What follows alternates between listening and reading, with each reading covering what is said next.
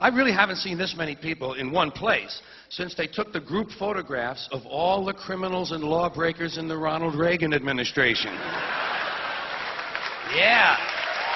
Yeah, oh. 225 of them so far. 225 different people in the Ronald Reagan administration have either quit, been fired, been arrested, indicted, or convicted of either breaking the law or violating the ethics code. 225 of them. And Edwin Meese alone has been investigated by 3 separate special prosecutors, and there's a 4th one waiting for him in Washington right now. 3 separate special prosecutors have had to look into the activities of the Attorney General. And the Attorney General is the nation's leading law enforcement officer. See, that's what you got to remember. This is the Ronald Reagan administration we're talking about. These are the law and order people. These are the people who are against street crime. They want to put street criminals in jail to make life safer for the business criminals. They're against street crime.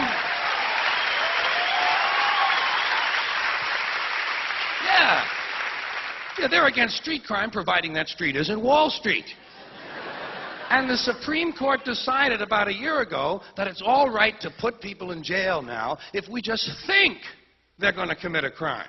It's called preventive detention. All you've got to do now is just think they're going to commit a crime. Well, if we'd have known this shit 7 or 8 years ago, we could have put a bunch of these Republican motherfuckers directly into prison. Yeah. Put them in the joint where they belong, and we could have saved the money of putting these country club pin-headed assholes on trial.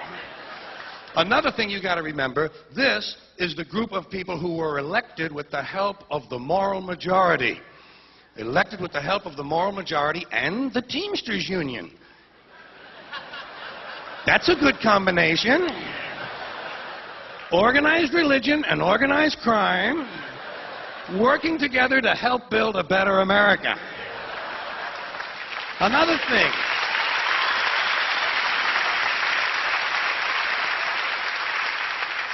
Keep in mind, these Reagan people are the ones that were going to get government off our backs. Remember that? That was the rhetoric of the 1980 campaign. We'll get government off your backs and out of your lives. Yeah, but they still want to tell you what magazines you can read, and they still want to tell you what rock lyrics you can listen to, and they still want to force your kids to pray in school, and they still want to tell you what you can say on the radio. The FCC, the Federal Communications Commission, decided all by itself that radio and television were the only 2 parts of American life not protected by the free speech provisions of the First Amendment to the Constitution. I'd like to repeat that because it sounds vaguely important. The FCC, an appointed body, not elected, answerable only to the president, decided on its own that radio and television were the only 2 parts of American life not protected by the First Amendment to the Constitution. And why did they decide that? Because they got a letter from a minister in Mississippi. A Reverend Donald Wildman in Mississippi heard something on the radio that he didn't like. Well, Reverend, did anyone ever tell you there are 2 knobs on the radio? Knobs on the radio.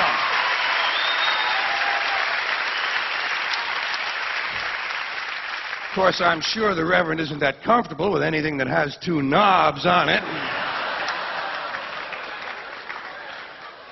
But hey, Reverend, there are 2 knobs on the radio. One of them turns the radio off, and the other one changes the station. Imagine that, Reverend. You can actually change the station. It's called freedom of choice, and it's one of the principles this country was founded upon. Look it up in the library, Reverend, if you have any of them left when you finish burning all the books.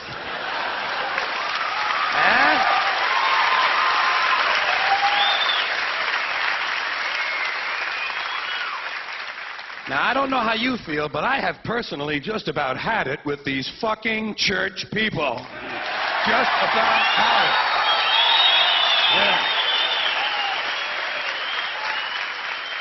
You know what I say we should do with these churches? Tax them. Tax these motherfuckers. If they're so interested in politics and government and public policy, let them pay their fucking admission price like everybody else. You know what I mean? Tax them. Hey, the Catholic Church alone could wipe out the federal budget deficit. if all you did was tax them on their real estate holdings. And speaking of real estate holdings, let's get back to Ronald Reagan and his criminal gang. When last we left them, they were going to get government off our backs. Yeah, but when it comes to abortion, they don't mind government being in a woman's uterus, do they? Yeah, backs are no good, but uterus is okay by them. These people call themselves right-to-lifers. Don't you love that phrase? And don't you love the way these kind of people pervert the English language, right-to-lifers? You realize that most of the right-to-lifers are in favor of the death penalty? And they support the South American death squads, and they're against gun control, and they're against nuclear weapons control. When they say right to life, they're talking about their right to decide which people should live or die. So these right-wingers, you know, so these Reagan people, these right-wingers in general, these crypto-fascists, they're against homosexuality. They're against pornography. They're against sex education. They're against abortion. Yeah, they're going to get government off your back, but they're going to tell you how to live your sex life. And let me ask you this, how would they know anything about it? Have you ever taken a look at those people? No wonder they're afraid of their bodies. Take a look at them. Doesn't it strike you as mildly ironic that most of the people who are against abortion are people you wouldn't want to fuck in the first place? Doesn't it strike you a little strange?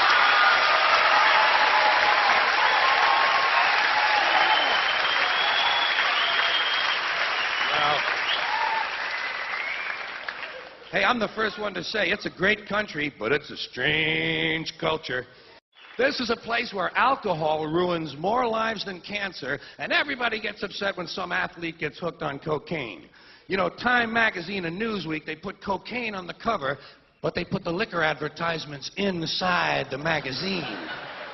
It's the old American double standard, you know, say one thing, do something different. And, of course, the country is founded on the double standard. That's our history. We were founded on a very basic double standard. This country was founded by slave owners who wanted to be free. Am I right? A group of slave owners who wanted to be free. So they killed a lot of white English people in order to continue owning their black African people so they could wipe out the rest of the red Indian people and move west and steal the rest of the land from the brown Mexican people, giving them a place to take off and drop their nuclear weapons on the yellow Japanese people. You know what the motto? You know what the motto of this country ought to be? You give us a color, we'll wipe it out. You got it. So anyway, about 80 years after the Constitution is ratified, 80 years later, the slaves are freed. Not so you'd really notice it, of course. Just sort of on paper. And that was, of course, during the Civil War. Now, there's another phrase I dearly love. That is a true oxymoron if I've ever heard one. Civil War. Do you think any country could really have a civil war? Say, pardon me. I'm awfully sorry. I'm awfully sorry.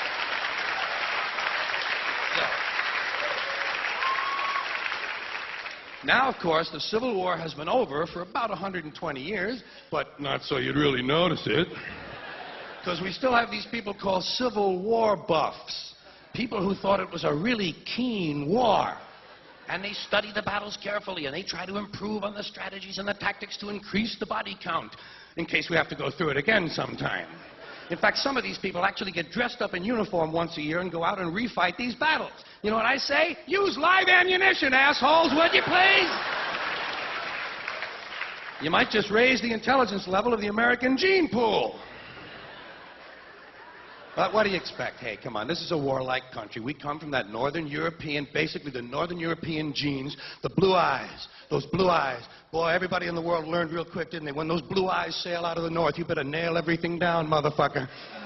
Nail it down, strap it down, or they'll grab it. If they can't take it home, they'll burn it. If they can't burn it, they'll fuck it. That's what happened to us.